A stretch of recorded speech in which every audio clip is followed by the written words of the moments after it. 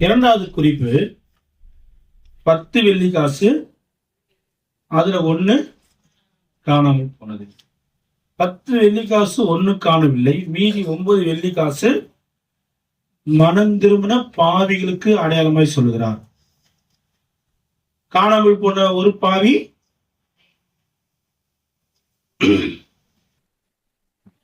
காணாமல் போன ஒரு பாவி 9 பேர் மனம் திரும்பி இருக்கிற பாவிகள். ஆனால் தேவனுடைய தூதருக்கு முன்பாக சந்தோஷம் உண்டாக்குறவர்கள் காரணம் இவர்கள் காணாமல் போகவில்லை. ஆனால் காணாமல் போன ஒரு பாவி மனம் திரும்பும் போது தூதர் மத்தியில் என்னாவதுங்க? சந்தோஷம் வருது. இப்போ காணாமல் போகிற அந்த 9 வெள்ளி காசுக்குரிய நபர்கள் நீதிமன்றங்களா பாவிங்களா? நான் சொல்றது புரியல. காணாமல் போகாமல் இருக்க அந்த 9 பேர் யாரு? நீதிமான்கள். அவங்க நிமித்தம் தூதர் மத்தியில யார் நிமித்தம் தூதர் மத்தியில் மிகுந்த சந்தோஷம்? காணாமல் போன ஒரு பாவி நிமித்தம் அவன் கண்டுபிடிக்கும் போது மிகுந்த சந்தோஷம். அப்ப இருக்கிற 9 பேர் நிமித்தம் சந்தோஷம் இல்லை. ஏனென்றால் அவங்க இன்னும் காண போகாம இருக்கிறாங்க. சீக்கிரமா காண போனால் சந்தோஷம் வரும். அப்படித்தானே? இங்க 99 பேர் நீதிமான்கள் என்று முத்திரை போட்டுட்டாரு. நான் வசனம் படிச்சு காரணம் உங்களுக்கு புரியும். அப்படி விளையாட்டமா சொல்றேன், நேரம் இல்லைனால. ஒரே ஒரு ஆள் திரும்ப கிடைச்சதுனாலும் சந்தோஷம். ஏனென்றால் அந்த ஒரு நபர் மனம் திரும்ப ஒரு பாவிக்கு அடையாளமா சொல்லிட்டாரு. இங்க 10 வெள்ளி காசு, அதுல 1 வெள்ளி காசு காணா போயிட்டு அதை கண்டுபிடிச்ச பிறகு அந்த அம்மா என்ன பண்றாங்க? எல்லாரையும் கூப்பிட்டு வச்சு சந்தோஷப்படுறாங்க. அப்ப காணாமல் போகிற 9 வெள்ளி காசு அங்க இருக்கு. அதுக்கான சந்தோஷம் படல, துக்கப்பட்டாங்க. ஏன் இங்க இருக்கு இன்னும் காணா போகல அப்படின்னா இருக்கிற ஒண்ணுக்காக அவங்க சந்தோஷப்பட்ட மாதிரி தெரியல, துக்கப்பட்ட மாதிரியும் தெரியல. ஆனா காணா போன ஒன்றை கண்டுபிடிச்சதுக்காக என்ன பண்றாங்க? சந்தோஷப்படுறாங்க. ஏன்? இது காண போவாது, அதனால இது சந்தோஷம்தான். நான் அதுக்காக துக்கப்பட வேண்டிய அவசியம் இல்லை. இது காணா போயிட்டு திரும்ப கழிச்சு அதனால சந்தோஷம். அப்படியா? அங்க 100 ஆடுகள் நடமாடத்துக்குரியதா அசையாம இருக்கக்கூடியதா? நடமாடக்கூடியது, அசையக்கூடியது. வெள்ளி காசு அசையாது, எங்க வைக்கிறோமோ அப்படியே இருக்கும். அது காண போமா? போய். ஆனாலும் 1 காண போச்சு. நடமாடக்கூடியது காண போச்சுன்னா அதுல லாஜிக் இருக்கு இல்ல? இங்க அசையாத பொருள், ஆனா மதிப்புள்ள பொருள். இது அசைற பொருள் தான், ஆனா இது அசையாத பொருள். அசைற பொருள் காண போச்சுன்னா லாஜிக் உண்டு. அது அசைஞ்சிச்சு போச்சு வந்துச்சு காண போயிட்டு. இது அசையா பொருள், வெச்சத்துல அப்படியே இருக்கும் இல்ல? இது காண போறதுக்கு வாய்ப்பு இருக்கா? காண போறதுக்கு வாய்ப்பு இல்லை, ஆனா காண போயிட்டு. இப்போ காணா போன ஒண்ணுக்காக அவங்க ஏன் துக்கப்படுறாங்க?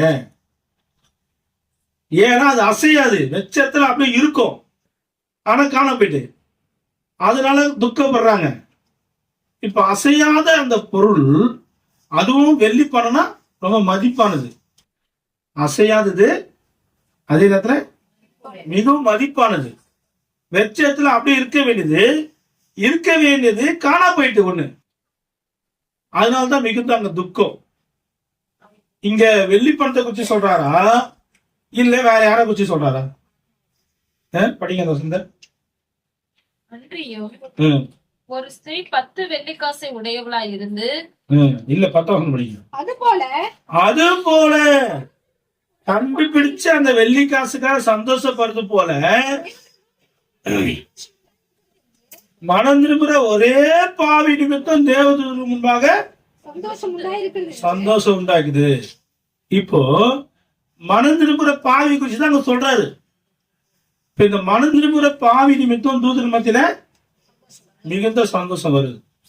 அப்போ மனம் திரும்ப அவசியம் இல்லாத 9 பேர் இருக்கிறாங்களே, காணாம போகாம வெச்சத்திலே அப்படி இருக்கிறாங்களே, அவங்களை குறிச்சு சந்தோஷப்படுறது மாதிரி தெரியல. ஆனா காணாம போன ஒரே ஒரு வெள்ளிக்காசு இப்ப மனம் திரும்பி உள்ள வருது, கண்டுபிடிக்கப்பட்டு வருது, பார்க்கிற விதத்துல பார்த்து உள்ள வருது. இதுக்காக தூதர் மத்தியில மிகுந்த சந்தோஷம் உண்டாகும். இப்ப கான்செப்ட் என்னன்னா, தூதர் மத்தியில மிகுந்த சந்தோஷத்தை உண்டாக்குற நபர்களை தான் நம்ம என்ன பண்ணோம், பார்க்கணும், நோக்கணும். இவங்க வெச்சத்துல அப்படியே இருக்கிறாங்க. ஆனா இது வெச்சத்துல காணா போனாலும் கூட கண்டுபிடிக்கப்பட்டதுனால என்ன ஆயிடுச்சுங்க, தூதர் மத்தியில மிகுந்த சந்தோஷம் வந்துச்சு. தூதர்களை மிகுந்த சந்தோஷப்படுத்தக்கூடிய ஒரு பாத்திரமா நம்ம மாறுற போது நாம இயேசு பார்க்க வேண்டிய விதத்துல அங்க உள்ள வரணும்னு நான் புதுசா ஒரு விளக்கம் சொல்ல வரேன் உங்களுக்கு. இது வரைக்கும் அப்படி ஒரு தோட்டம் எனக்கு தோணல, இப்பதான் தோணுது. என்ன சொல்ல வர அப்படின்னு சொன்னா, இப்ப இது அசையாத ஒரு மதிப்புள்ள ஒரு பொருள் இந்த இடத்துல காணாமல் போனதுனால துக்கம் வந்தது, கண்டுபிடிக்கப்பட்டது சந்தோஷம் வந்துச்சு. இதுக்கு 1008 விளக்கம் ஆவிக்குரிய கொடுப்பாங்க. இது எதுக்கு அடையாளமா இருக்கு, வெள்ளி பணம், விசுவாசம் சொல்லுவாங்க, விசுவாசம் காணப்படி திரும்பி வருது சொல்லுவாங்க, ஆவியானவர் கொடுக்கிற கிஃப்ட்னு சொல்லுவாங்க. 10ஆம் பாசு வேத பாடம் எடுக்கும்போது மணவாளன் மணவாட்டி ஆகிய நம்மள இயேசு கிறிஸ்து ரட்சிப்பினால நம்மள நிச்சயித்து ஞானஸ்நான உடன்படிக்கையினால அவருக்கென்று மணவாட்டியான உறுதிப்படுத்தி அபிஷேகம் என்ற வரங்கள் என்ற கனிகள் என்ற பல தாழ்ந்துகளை நமக்கு வெகுமதியா கொடுத்துட்டு போயிருக்கிறாரு. திரும்ப வருவாரு திருமணத்துக்காக. அது வரைக்கும் நம்ம இதை வச்சு நம்ம பத்திரமா பாதுகாக்கணும். இது யூதருடைய திருமண முறைன்னு சொல்லி பெரிய விளக்கெல்லாம் ஒரு பிரசனமே பண்ணிக்கிற பாடம்லாம் இருக்கு. நம்ம அதுக்குள்ள போல நமக்கு இந்த 10 வெள்ளிக்காசு எதை காண்பிக்குது அப்படின்னா, இங்க ஒரு ஆத்மா மென்ஷன் பண்ணி அவங்க சொல்லியிருக்காங்க. ஒரு வெள்ளி பணத்தை திரும்பி கண்டுபிடிச்சோன்னா பாவி மனம் திரும்பதுக்கு ஒப்பீடு சொல்றாங்க. இப்ப நீங்களும் நானும் பாவிகளா நீதிமன்றங்களா? பாவிகளா இருந்து நீதிமன்றா மாற்றப்பட்டு சபைக்குள்ள சேர்க்கப்பட்டுட்டோம்.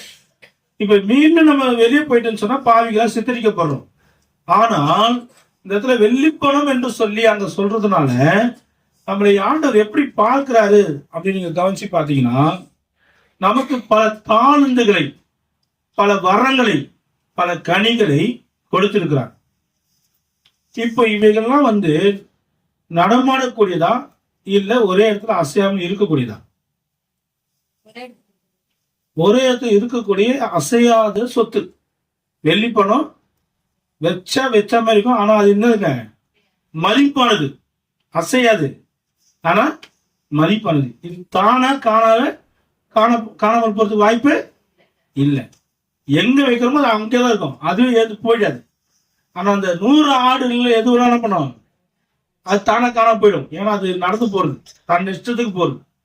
இது ஆவியானவர் கொடுத்த விலை மதிப்பற்ற வெகுமதி, மிகுந்த மதிப்புள்ளது, கனத்துக்குரியது. இது ஆவிக்குரிய ஆசீர்வாதங்கள் சம்பந்தப்பட்டது. இது ஒவ்வொரு ஆவிக்குரியவர்களுக்கும் தேவன் கொடுத்த பொக்கிஷம். என்னது, நானே இப்பதான் லேசா ஜோம் பண்றேன், எனக்கு அவங்க பொண்ணு பெரிய பிள்ளை சொல்லி ஜோம் பண்ண சொல்லி சொன்னா நான் என்ன பண்றது? இப்ப இவங்க கிட்ட ஏதாவது விஷயம் இருக்கா? இப்ப இவங்க ஜோம் பண்ணாங்களா? அது ஜப குறிப்பு திங்கம ஜபத்தை சொல்றது யோசிச்சு சொல்ல விட்டாங்க. ஏன்? ஆனா தன்னிச்சு அவங்க தனியா ஜோம் பண்ணிருக்கிறாங்க. இப்ப இவங்க ஜோம் பண்ணிருக்கிறாங்க, அந்த ஜபத்தை கேட்டு ஒரு காரியத்தை கத்த செஞ்சிருக்காங்க. இல்லையா? இதுக்கு பேர் என்ன? ஒரு வெள்ளி பணம் கொடுத்துருக்கிறாரு ஆண்டவர். ஒரு வெள்ளி பணம். இது அசையை கொடுத்தா அசையாதுதான். இது அசையாது, அங்கேதான் இருக்கும். எங்க இருக்கும்? 5 லட்சம் இருக்கும். அவங்க காணாச்சாதான். நான் சொல்றது புரிச்சா உங்களுக்கு? அது ஆத்துமா, இது கிஃப்ட். இது தேவன் கொடுத்த விலை மதிப்பற்ற ஒரு பொக்கிஷம். இப்ப யார் குடிக்கலாம்னு நீங்க 5 லட்சம் தான் கணக்கு பண்ணி விட்டுங்க. நான் சொல்றது ரைட்டா தப்பா? நீங்க தான் கேட்டீங்க சாட்சி, நான் சொல்லல. அவங்க ஜோம் பண்ணாங்கன்னா அந்த பொண்ணு குளிச்சிச்சான். இந்த குளிக்காம கப்பாகிற பிள்ளைங்களுக்காக சொல்லக்கூடாது இல்ல, ஆசீர்வாதத்துக்கான குளியல்.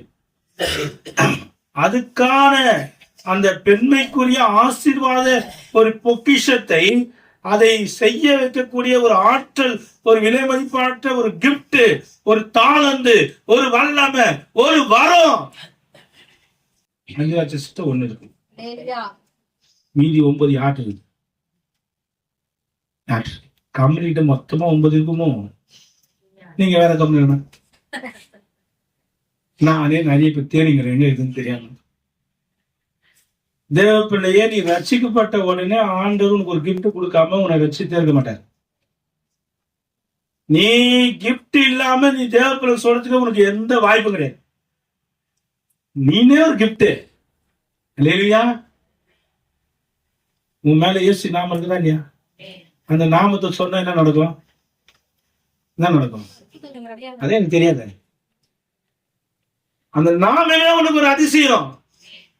அது நீ கையில வச்சிருக்கிற, அது அசையாம அப்படியே இருக்கு. பாவி. அதனால முன்னாடி சொன்னேன், 9 பாவிகள். அங்க 99 நீதிமன்றம் சொல்லி போட்டிருக்கு. இங்க 10 வெள்ளிக்காசு ஒண்ணு காண போச்சு. அது மனம் திருப்பி வருகிற பாவி. இது செயல்படாத 9 பாவி. ஏன்னா வெச்சத்துல அப்படியே இருக்கு. வெச்சத்துல அப்படியே இருக்கிற பாவியே உன்னை நீதிமானாய் கர்த்தர் பார்க்கிறார். எப்படிப்பட்ட நீதிமானா இருக்கணும்? உனக்குள்ள இருக்கிற வரங்களை, தாழ்ந்துகளை, உனக்கு கொடுத்த கிஃப்டை நீ என்ன பண்ணும்? ஆக்டிவேட் பண்ணும், பயன்படுத்தணும். இதை நீ சரியாய் பயன்படுத்தவில்லை என்றால் நீ இயேசுவை சரியாய் பார்க்கவில்லைன்னு அர்த்தம். நான் பாயிண்ட் முடிச்சுட்டு உங்களுக்கு புரியுதா இல்லையா? 10 வெள்ளிக்காசு என்பது 10 வரங்கள், 10 தாளந்துகள், 10 வல்லமையான காரியங்கள், 10 கனிகள். தேவன் உங்களுக்காக எனக்காக வைத்திருக்கிற விலையேறப்பட்ட வெகுமதிகள். இவை எல்லாவற்றையும் கர்த்தர் உன்கிட்ட கொடுத்திருக்கிறார். நீ அதை நடைமுறைப்படுத்தும் பொழுது அது அதனுடைய வேலையை காட்டும். சில பேர் சொல்லுவாங்க, நான் அப்பெல்லாம் ஜெபம் பண்ணா உடனே வியாதி நீங்கும், நான் அப்ப ஜெபம் பண்ணா பிசாசு ஓடும், நான் அப்ப ஜெபம் பண்ணா தீர்க்க தரிசனம் வரும், நான் அப்ப ஜெபம் பண்ணா அந்நிய பாஷை மற்றவங்க பெற்றுக்கொள்வாங்க அப்படின்னு சொல்லுவாங்க. அப்போ இப்போ அதெல்லாம் இப்பெல்லாம் வரமாட்டுது. அதெல்லாம் காணடிச்சு விட்டாய், தொலைத்து விட்டாய்.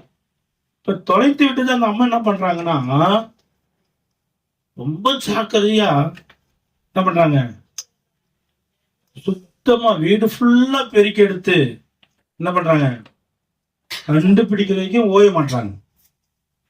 உங்களுக்கு எனக்கு கர்த்தர் கொடுத்த விலையேறப்பட்ட தாளந்துகளை, வரங்களை, கனிகளை நான் நமக்குள்ள இருந்ததை கண்டெடுத்து அதை வெளிப்படுத்தி பயன்படுத்த வேண்டும். அப்படிப்பட்டவர்கள் தான் ஆண்டவரை பார்க்கக்கூடியவர்களாக இருக்கிறார்கள். அல்லேலூயா, அல்லேலூயா.